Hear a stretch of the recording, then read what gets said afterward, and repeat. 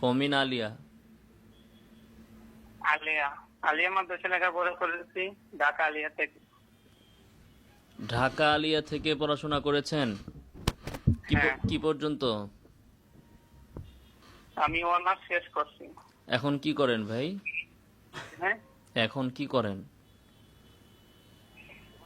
এখন আমি লেখাপড়া করি, তার পাশাপাশি একটা আমার দায়িত্ব আছে, জব করি। আচ্ছা, বলুন ভাই কি প্রশ্ন? আপনি কি একটা, ready শুধুমাত্র আছেন? একটা বিষয়ে কথা বলবেন, ঠিক আছে? একটা বিষয়, জি বলেন। আপনি তো ফ্রি আছেন, আমাকে 10 মিনিট সময় দিতে পারবেন? না ভাই, 10 মিনিট সময় দিতে পারবো না। আপনি একটা বিষয়ে প্রশ্ন করবেন, আমি একটা বিষয়ে উত্তর দিব। উত্তর দিতে যতক্ষণ লাগে, 10 মিনিট লাগবে না উত্তর দিতে, ইনশাল্লাহ। বলেন। বুঝেছি তো, তাহলে তো 10 মিনিট সময় লাগবে, এর জন্য বললাম আপনি কখন ফ্রি হবেন, ওই টাইমে আমি আপনি আপনাকে প্রশ্ন ফোন দেব। করেন, আমি উত্তর দিচ্ছি। একটা বিষয়ে আপনি প্রশ্ন করবেন, 10 মিনিট না 20 মিনিট, সেটা তো উত্তর তো আমি দিব। বলেন আপনি। ও, এটা আপনি তো একজন আলেম, তাই না? আপনি প্রশ্ন করেন। আমি বলি, আমার কথাগুলো রেকর্ড হচ্ছে, ঠিক আছে ভাই? এর জন্য আমি একটু সুন্দর করে কথা বলতেছি। প্রশ্ন করেন আপনি, সময় নষ্ট হ্যাঁ, করেন প্রথম না। আপনি মিলাদ কিয়াম কোন জায়গায় বেরোত পাইছেন, আমাকে একটা সংজ্ঞা দেবেন, একটা দলিল দিবেন, কেমন? জি, একটা দলিল দেন। আচ্ছা। এটা হলো আপনার প্রশ্ন যে মিলাদ কিয়াম আমি কোথায় বেদাত পেয়েছি।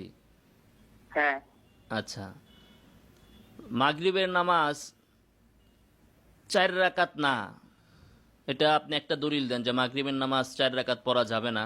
একটা দলিল দেন। এটা তো আল্লাহর বিধান, ওয়াকিমুস সালাত ওয়া আতুজ যাকাত।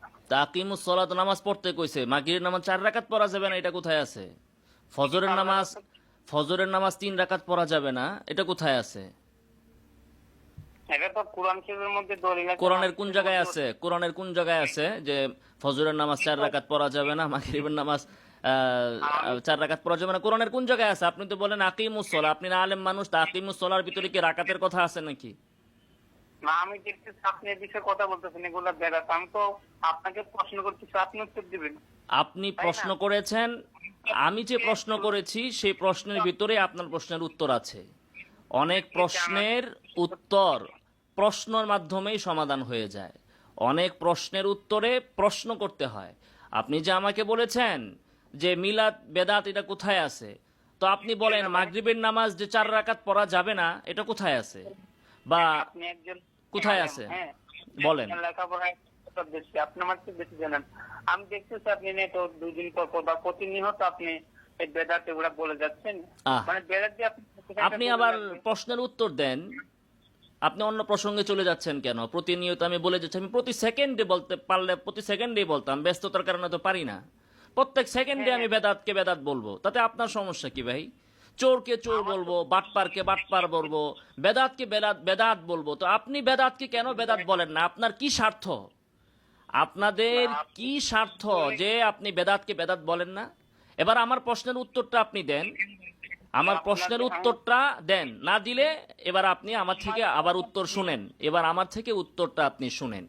উত্তরটা আপনি হচ্ছে যে রাসূলুল্লাহ সাল্লাল্লাহু আলাইহি ওয়াসাল্লাম পৃথিবীতে এসেছেন, আমাদেরকে আল্লাহ তাআলা বলেছেন নবীর ইত্তেবা করতে, ইখতিরা করতে বলা হয় নাই। আমাদেরকে আবিষ্কার করার কোনো অধিকার দেওয়া হয় নাই।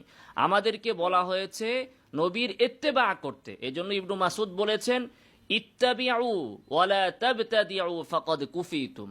তোমরা ইত্তেবা করো, কিন্তু তোমরা নতুন কিছু আবিষ্কার করবে না, এটাই তোমাদের জন্য যথেষ্ট। ঠিক আছে? তো আমরা নবীর ইত্তেবা করব। নবী মাগরিবের নামাজ 3 রাকাত পড়েছেন, আমরা 3 রাকাত পড়ব। নবী যেভাবে দুরূদ পড়ার কথা বলেছেন সাহাবায়ে কেরামকে, ওভাবেই আমরা পড়ব। আমরা নতুন কোনো কিছু আবিষ্কার করব না। কোরআনে এসেছে আল ইয়াউমা আকমালতু লাকুম দীনাকুম, তোমাদের জন্য দিনকে কমপ্লিট করে দেওয়া হয়েছে। তো দিন কমপ্লিট, কমপ্লিট হওয়ার পরে এখানে দাড়ি কমা বসানোর কোনো সুযোগ আপনার জন্য নাই।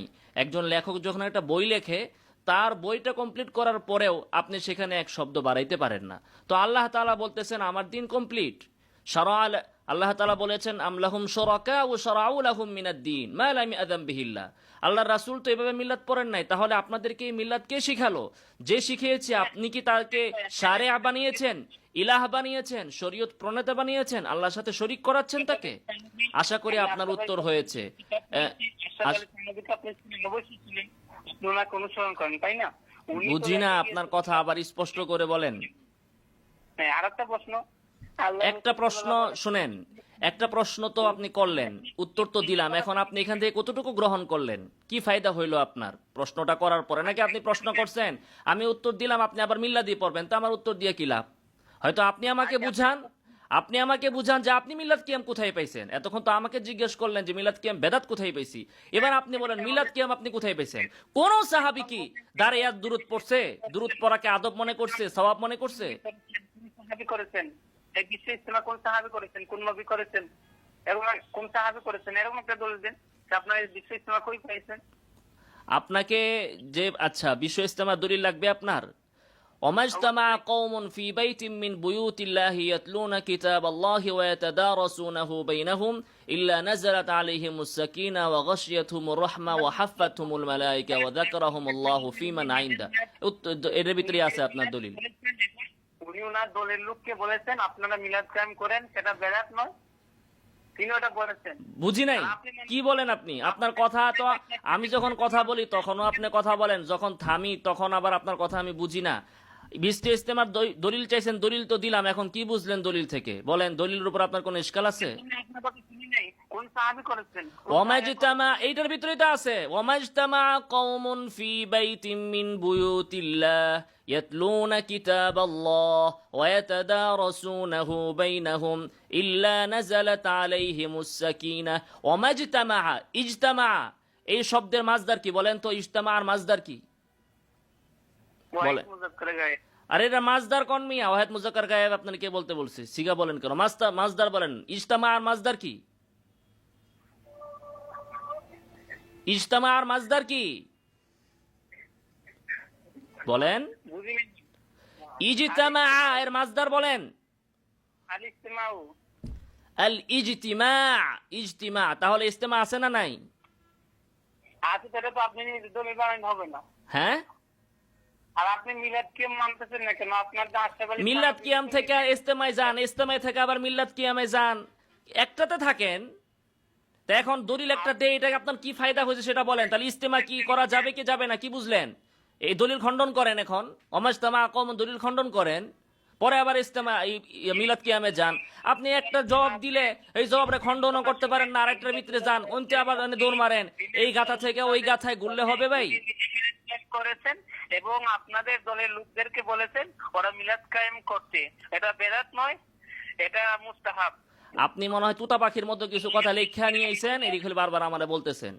আপনাকে আমি কি বলছি বলেন? ওয়ামাজতামা কওমুন, এই যে দলিল দিলাম, এই দলিলটার ভিতরে আপনি কোনো সমস্যা পাইছেন কিনা? না পাইলে মানবেন না কেন সেটা বলেন আমাকে। এটা আপনার দলে ঠিক আছে, এটা তো আপনি ব্যাখ্যা করতে হবে। এটা তো না, কোনো ব্যাখ্যা নাই। ইজতিমা আপনি তো বললেন, ইজতিমা এটার মাজদার হচ্ছে ইজতিমা, তো ইজতিমা করার কথা তো এখানেই আছে। ইজতিমা তো এই হাদিসের ভিতরে আছে, ইজতিমা এই শব্দেই তো আছে। আপনি তো বললেন যে এটার মাজদার হচ্ছে ইজতিমা। এটা কোন সাহাবী ঢাকার মধ্যে এসে করছিলেন এক ভুল করে?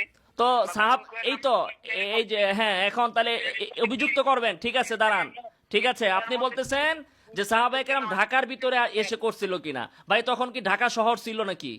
না ঢাকা শহর পানির নিচে ছিল? তখন ঢাকা শহর ছিল? তো এইটা হচ্ছে আপনাদের মিলাদ কিয়ামের দলিল। এগুলো কি মিলাদ কিয়ামের দলিল? ঢাকার ভিতরে সাহাবায়ে কেরাম ইজতেমা করে নাই। সাহাবায়ে কেরাম যে দেশে থাকতো ওই দেশে তারা ইজতেমা করছে। এখন ঢাকা শহরে তো তখন ছিল না, তো এখন এগুলো কোনো দলিল? সাহাবায়ে কেরাম ভাত খাইছে কিনা, সাহাবায়ে কেরাম আলুর ফোন কেটে দিল, এগুলো হচ্ছে তাদের দলিল।